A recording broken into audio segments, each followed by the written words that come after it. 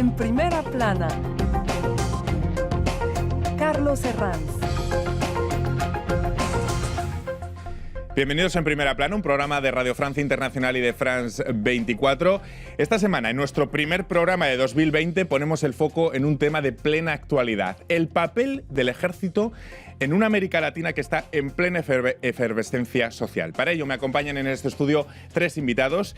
Federico Tarragoni es profesor de Sociología en la Universidad de París. Bienvenido, Federico. Muchas gracias. Me acompaña también mi compañera, la periodista independiente Paola Martínez Infante. Bienvenida, Paola. Hola, Carlos.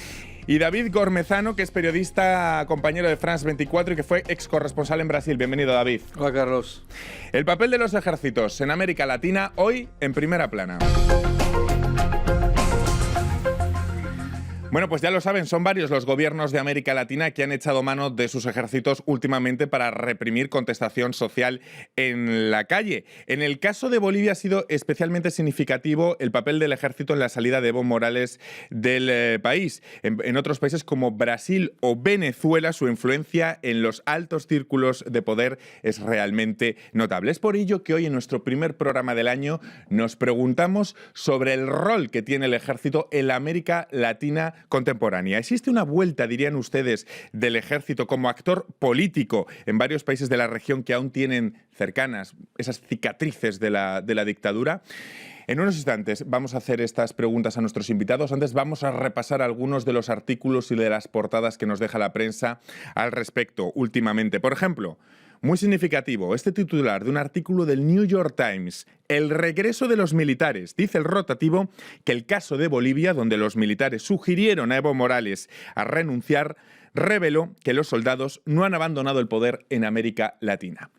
La revista Americans Quarterly titula en su portada: vuelta al foco de los militares en América Latina. Otro artículo del argentino La Nación llevaba por título: la nueva sombra del poder militar en América Latina. Federico, la pregunta de partida: ¿existe una vuelta del ejército como actor político en varios países de la región que podríamos decir que tienen aún las cicatrices de sus dictaduras? Hay una vuelta, sin duda, pero no hay que olvidar que el ejército tuvo un papel político muy importante en la región desde el siglo XIX, o sea, desde las independencias. Fueron los militares que hicieron la independencia en América Latina, algunos altos oficiales, y en el siglo XX los militares han tenido ahí dos papeles políticos muy importantes. Un papel progresista en algunos contextos de crisis social muy fuerte, porque los militares han sido investidos de esta función de encarnación de la soberanía democrática y de encarnación del orden democrático, y un papel represivo, autoritario en la mayoría de los países a partir de los años 70. O sea que hay que contextualizar este regreso y pensar que el papel de los militares en la región es muy diferente culturalmente, históricamente, de lo que ha sido, por ejemplo, en Europa.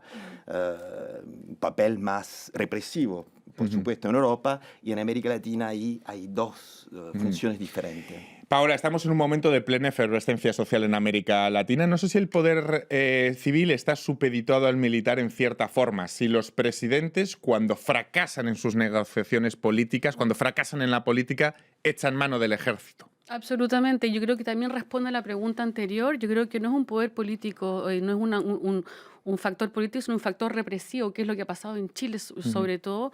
Cuando hubo el estallido social el 18 de octubre, Sebastián Piñera, el presidente, lo que hace que olvida su rol de agenda social y de político, y llama a los militares a la calle, y eso por supuesto que despierta en la población mucho miedo, temor que va a pasar, porque tenemos no solo el fantasma, sino esa memoria horrible de estos años funestos de la dictadura de Pinochet, que duró 17 años, donde hay 3.000, 4.000 muertos y detenidos desaparecidos, y efectivamente hoy el lugar de los militares en ese proceso de estallido social fue nefasto también, porque no solo se contentaron con hacer lo que les estaban pidiendo, con esa retórica que vuelve todo el tiempo de llamar el orden social, de parar el vandalismo, etcétera, sino que además los militares participaron de nuevo en violación a los derechos humanos en Chile, y eso la gente no se lo perdona. No solamente no los querían en las calles porque de alguna manera criminaliza el proceso social y el estallido social chileno, deslegitima también el movimiento que hoy día es totalmente efervescente y no ha parado, sino que los militares no solamente se meten en las calles para entre comillas, mantener el orden, sino que además participan de nuevo en violación a los derechos humanos. Entonces, la responsabilidad y la irresponsabilidad del presidente actual es absoluta en este caso, porque no escucha a la gente, no escucha a la calle, pone a los militares, reprime al pueblo de una manera atroz y brutal, no escucha los informes de derechos humanos que han sido numerosos este último tiempo y sigue legitimando a las Fuerzas Armadas. No contento con ello, el 24 de noviembre último, si mi memoria es buena, dice que va a anunciar una ley en la cual le va a dar más poderes a una de las Fuerzas Armadas sin llamar al estado de excepción. Entonces, ¿qué pasa? Cuando los demócratas o pseudodemócratas no pueden con la agenda social y no saben cómo salir del impasse, por supuesto que la única retórica que tienen es llamar al orden social, o sea, al orden público a través de las Fuerzas Armadas y la represión. Esto es en el caso chileno. El caso más significativo que hemos visto últimamente es el caso de Bolivia, donde los militares sugirieron a Evo Morales su salida del país para solventar esa crisis. Esto pone de manifiesto, David, que el estamento militar aún se cree con la potestad de solucionar crisis políticas. Bueno, en este caso, no, durante la gestión de Evo Morales no hubo muchos conflictos entre el ejército y la presidencia. Y no respaldar a Evo Morales en este momento de crisis es una decisión muy, muy importante del ejército boliviano y que cambió totalmente el escenario político. Pero ya está. Ahora estamos en una nueva fase política en Bolivia y el ejército no tiene papel en esa etapa. Ahora es una etapa política y hay fuerzas políticas en Bolivia que se reorganizan después de los eventos de noviembre en Bolivia. El ejército aceleró, me parece, la caída de Evo Morales, que ya había mucha gente en la calle que querían que no sé, sobre las elecciones. Y ahora el papel del ejército en Bolivia fue súper corto, súper importante, pero al mismo tiempo súper corto. En cualquier caso, sí que hablamos de una interferencia política, que incluso algunos lo han calificado de golpe de Estado. Interferencia política, cuanto menos, sí que ha existido. Bueno, es toda una cuestión de apreciación, porque en 2 días muchos ministros del mismo gobierno de Evo Morales habían renunciado. Había mucha gente, no solamente en el oriente conservador boliviano en la calle, pero también en La Paz. La policía había dejado de respaldar al presidente. Y el ejército era en una posición muy, muy delicada. En cualquier caso, no sé si los estallidos sociales que estamos viendo en América Latina, Federico, ponen de manifiesto que las Fuerzas Armadas aún conservan muchos reflejos del pasado. No creo que conserven mucho reflejo del pasado porque la situación actual es una situación de crisis social y política muy fuerte. Y por eso, este reflejo pasado que los militares, cuando decía que hubo una función progresista, quizá el último reflejo de esta función progresista fue la Revolución Bolivariana, cuando Chávez formó el ejército bolivariano revolucionario. Ahorita estamos en una fase represiva, pero tampoco en la vuelta de las dictaduras de los años 70. Porque hay que contextualizarlo. No es la vuelta, pero juegan justamente con esa memoria histórica en la cual los militares fueron nefastos en ciertos países. No hay que olvidar que en los años 70, en Bolivia, en Chile, en Uruguay, en Argentina, en Brasil, son dictaduras militares que fueron sangrientas para mucha gente, donde hubo un saldo de muertos, de violación a los derechos humanos tremenda. Entonces, ¿qué pasa hoy día? Si bien es cierto, juegan con ese fantasma en la población de que el militar es aquel que va a mantener el orden y que va a venir a reprimir al otro. Lo utilizan justamente como un arma de represión, como una retórica del miedo. Si bien es cierto, no tienen un rol político después, pero tienen esa retórica. Los gobernantes hoy día que están completamente incapacitados para llevar a cabo justamente una solución a las crisis sociales que son fuertísimas en América Latina hoy día, utilizan a los militares, al ejército, como una manera de reprimir y utilizar el miedo para poder reprimir los movimientos sociales. Busquemos causantes. Según el Latinobarómetro, un estudio realizado en 18 países de la región, los gobiernos como institución están en mínimos de popularidad absolutos, algo que contrasta con la gran popularidad que tienen otras instituciones como Iglesia y precisamente Ejército, a excepción de algún país como Chile. Les pregunto, ¿la débil consolidación de las instituciones democráticas es una de las causas de esta situación? Eso es. David. Gran tema. Bueno, David. La falta de confianza en la democracia para mí es lo más increíble de la década que acaba de terminar. Porque 10 años atrás había crecimiento económico, había millones de personas saliendo de la pobreza gracias a gobiernos progresistas, a una economía global que era favorable a América Latina. Y este ciclo se terminó. Y la economía está en recesión. Los gobiernos progresistas no acabaron con problemas de corrupción, con problemas de violencia, y mucha gente de Latinoamérica se orientó por la opción ultraconservadora.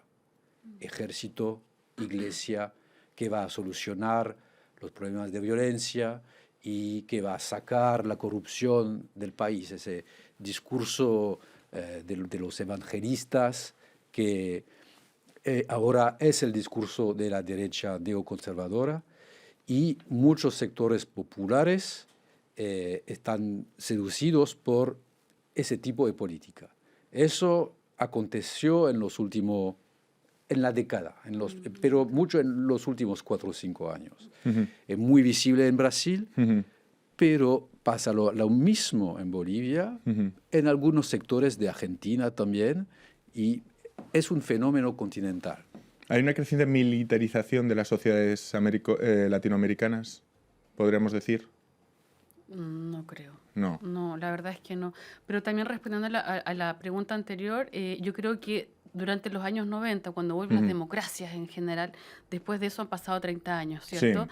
La gente esperaba mucho de estas democracias, de estos gobiernos progresistas y de esta alternancia también, porque hubo mucha alternancia en muchos países, y hoy día efectivamente se dan cuenta que no están a la altura de las circunstancias. La economía no les dio igualdad, la economía más bien llenó los bolsillos de dinero a sus círculos privilegiados, y al mismo tiempo le sigue favoreciendo a las élites, digamos. A la élite de siempre. A las élites de siempre. Vamos a hacer una pausa en este momento, pero vamos a seguir en unos instantes hablando de este tema tan interesante como es la influencia del ejército. Le doy paso en unos instantes, Federico, hasta ahora.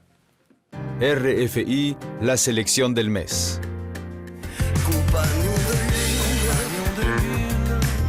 Nirman et Kazi. Sortons de l'ennui. Mon frère d'infortune. Personne ne croit en toi comme j'y crois. Personne. Clara Luciani. Personne. Je serai la même s'il ne devait rester personne. Personne. Guy Double et Ambolais. You dey sell your body. Where dey your mama oh? Where dey your papa oh? If they touch your tino, you go get the love. Thomas Fersen. Mes parents sont pas là, ils sont à la cambrousse. Je fais du bénévolat, si tu veux un coup de pouce. Mes parents sont pas là, ils sont RFI. Seguimos aquí en Primera Plana. Hoy, a partir del momento de efervescencia social que vive América Latina, nos preguntamos por el rol que cumple el ejército en la América Latina contemporánea. ¿Existe una vuelta, dirían ustedes, del ejército como actor político en la región? Y para ello nos acompañan la periodista independiente Paula Martínez Infante, nuestro ex corresponsal de France 24 en Brasil, David Gormezano, y también el sociólogo Federico Tarragoni, que me pedía paso antes de irnos a la pausa. Federico. Añadiría justo que estamos viviendo también un regreso de los sectores conservadores de las clases dominantes que aprovechan del papel político del ejército para inserirse en las contradicciones de los gobiernos progresistas. O sea, lo que estamos diciendo es que estamos viviendo una crisis de los gobiernos progresistas de finales de los años 90, principios de los años 2000. Estos gobiernos han creado muchísimos derechos sociales, han politizado la clase popular en un sentido democrático y han creado, pero también mucha polarización ideológica. Cuando vemos el caso de Brasil, es exactamente eso. O sea, Bolsonaro ha ganado también porque ha aprovechado de la situación de polarización contra el PT, entre pro-PT y anti-PT, y ha transformado esta polarización en algo racista, o sea, contra las minorías, contra las clases populares, contra la sin tierra. Y eso está pasando también en Brasil, todas las violaciones que estamos viendo, porque al principio quizá no hubo un golpe de Estado, pero ahorita quizá podamos ya hablar de golpe de Estado, porque las violaciones contra los diputados del MAS son muy fuertes, violaciones físicas también. Y entonces no tenemos que olvidar este regreso de los sectores burgueses, liberales, digamos, de las clases superiores, en conjunto con el alto mando militar. Bueno, pues vamos a continuar precisamente retomando lo que decía Federico, vamos a continuar hablando de Brasil, vamos a centrarnos ahí porque en este 2020, a principios de año, se cumple un año precisamente de la llegada de Jair Bolsonaro al poder y llega el momento de hacer balance. Él es precisamente nuestro personaje de la semana. Jair Bolsonaro cumple un año en el poder en Brasil. La flexibilización del porte de armas, la reforma de las pensiones, el fracaso en la política medioambiental con toda la polémica de los incendios en la Amazonía y una fuerte caída en los índices de popularidad marcan este primer año de Bolsonaro en el poder. David, decía el propio Bolsonaro esta semana que ha calificado de victorioso su primer año. Los analistas lo que señalan es un leve crecimiento económico y fracasos en áreas como el empleo, medioambiental o educación. ¿Cómo situamos un poco para hacer el balance del año en el poder de Bolsonaro? Bueno, parece que Bolsonaro todavía está en campaña electoral, no para nunca. Y hay una parte de Brasil, de los brasileños, que lo apoyan. Eso sin duda. Que podríamos cifrar ahora mismo. Las encuestas dicen un tercio, más o menos, de los brasileños que no tienen miedo de su racismo, de su odio a la izquierda o a las minorías. Y esta base electoral existe, apoya al gobierno, apoya a Bolsonaro. Y hay una parte de los brasileños que votaron a Bolsonaro pensando acabar con la corrupción, pensando acabar con la violencia, y que vean que de este punto de vista no ha cambiado mucho la situación en Brasil. Por la violencia en particular, la policía militar mata alrededor de 50.000 personas por año, que es una cifra delirante, y eso no paró.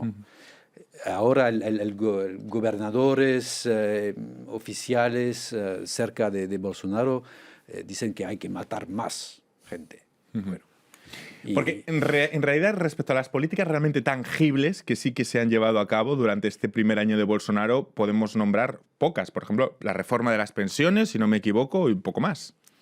Bueno, el sistema político brasileño está heredero de un compromiso en 85 entre demócratas y militares. El cuadro institucional los militares otorgaron la democracia en el 85 y guardando unas posiciones en el país. Uno es la ley electoral. Hay más de 30 partidos políticos en el Parlamento en Brasil. Es imposible tener una mayoría estable en el Parlamento en Brasil. Y eso favorece a caudillos locales. Y estos caudillos locales están muy cercanos a militares, a líderes evangelistas, etc. Entonces, Bolsonaro tiene el mismo problema que Dilma o que Lula, que tener una ley, hacer de un proyecto una ley en Brasil requiere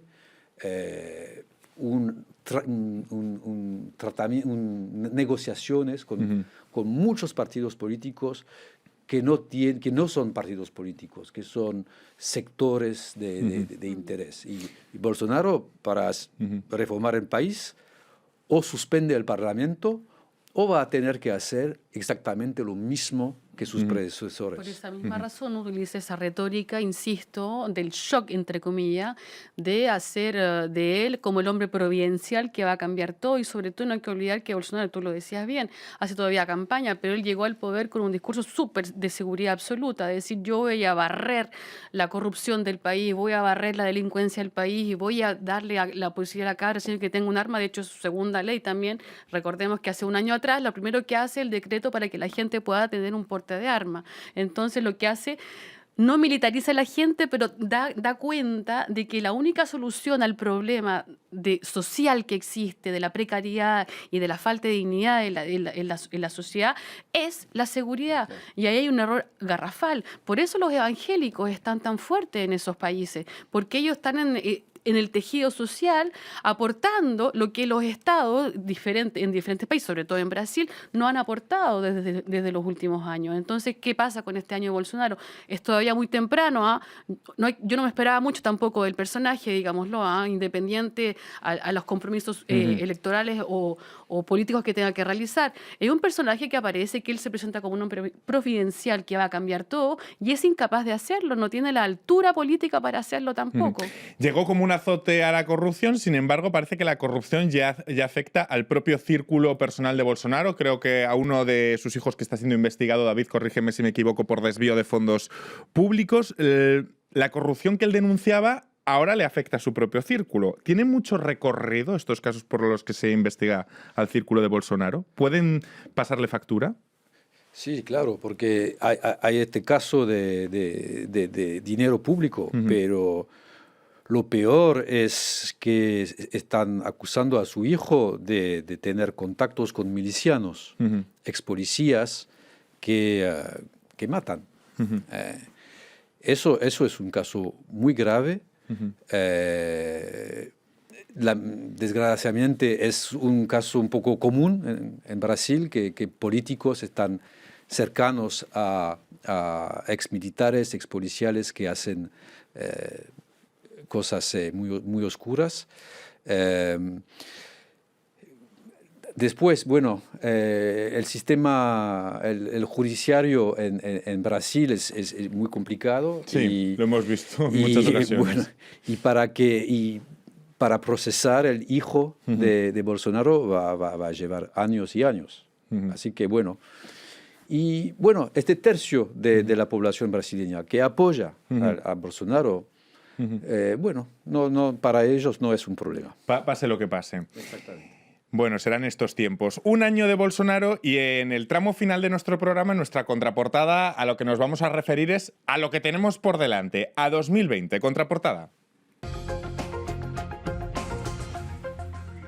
Ya estamos en 2020, un año con menos citas electorales en lo que se refiere a América Latina de lo que fue 2019, pero con muchos asuntos que sin duda van a marcar el calendario tanto en América Latina como en el mundo. Por ejemplo, ¿van a continuar las movilizaciones sociales en América Latina? Por ejemplo, ¿va a conseguir Trump un segundo mandato? Por ejemplo, ¿cómo será la etapa del post-Brexit? Son algunas de las cuestiones que sin duda tenemos sobre la mesa todos los periodistas a la hora de analizar 2020. Pero hoy hemos preguntado a nuestros invitados que nos sitúen lo que para ellos va a ser las claves para analizar lo que va a marcar, los asuntos que van a marcar 2020. Federico, ¿qué va a marcar el 2020?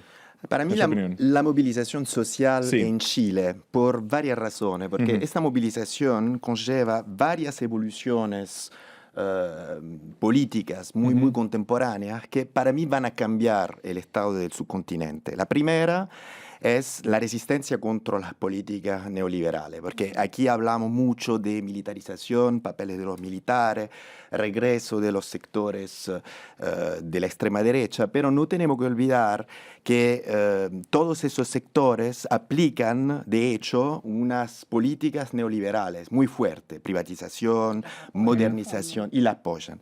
Y ahora vivimos por primera vez desde hace 30 años una resistencia muy fuerte de la juventud politizada, precarizada, contra estas políticas neoliberales. Y lo vemos en Chile. Y otra evolución que está junto con esta es la represión masiva de los movimientos sociales y la criminalización de estos movimientos sociales por gobiernos hechos de élites millonarias. O sea, Piñera, no hay que olvidar que es muy parecido en este sentido a lo que vimos ahora en Francia.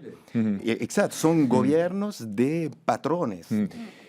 Brevemente, Paola, ¿qué va a marcar 2020? Me sumo a mi colega y efectivamente Muy chileno. es el plebiscito. El plebiscito. El plebiscito del 26 de abril del 2020 y sobre todo hoy día hay una tregua estival hoy día porque enero, febrero son vacaciones. Sin embargo, el movimiento social no ha parado, la gente sigue en la calle, todos los viernes van a la Plaza de la Dignidad a seguir manifestando, pidiendo la renuncia de Piñera, que no escucha, se ha oído sordo a lo que la gente le pide, y ese plebiscito para una nueva constitución, una asamblea constituyente, que es lo que quiere el pueblo chileno, hay que observarlo de muy cerca porque es lo que puede justamente legitimar las ganas de cambiar un sistema económico neoliberal que ha sido nefasto, sobre todo en mi país. David, ¿qué va a marcar la agenda de 2020 que no sea Chile? Estoy con muchas expectativas sobre Argentina. Argentina. ¿Qué va a pasar a Argentina? Con el nuevo gobierno de Fernández. Exactamente. De los Fernández. ¿Cómo? Los FF. FF. Los dos últimos años en Argentina fueron horribles por el tema económico. Y hay que ver las expectativas con las que a llega. ver si este gobierno tiene la capacidad de revertir la situación, veremos, me interesa mucho. Pues vamos a concluir hoy con un toque musical.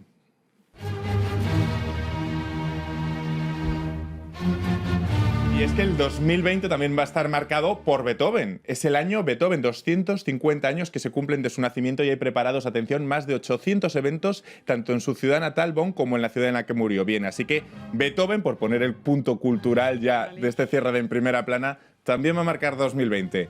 Muchísimas gracias por habernos acompañado en esta emisión y a todos ustedes, hasta la próxima semana en Primera Plana.